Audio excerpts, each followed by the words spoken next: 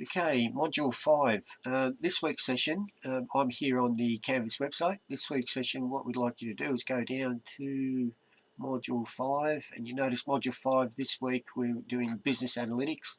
What we actually will be doing is finalising your knowledge on IPO charts, so continuation from last week, and the final part of the Excel Excel that you need to know, which puts all of the Excel that you've learnt so far, block 1, 2 and 3, into practice, ready for you guys to be able to do your business report.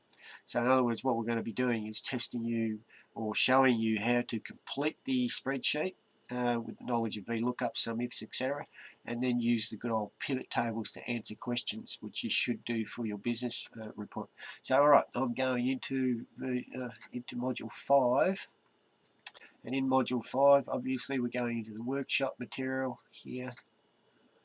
And now what we'd like you to do is download all of these files. So basically download the IPO chart, the instruction file for the Excel, and put all these into a directory ready to do the workshop. Right? Okay, I'll see you guys in a few minutes because I'm just going to put these into a folder where I can open it and demo them for you. Okay, see you in a second.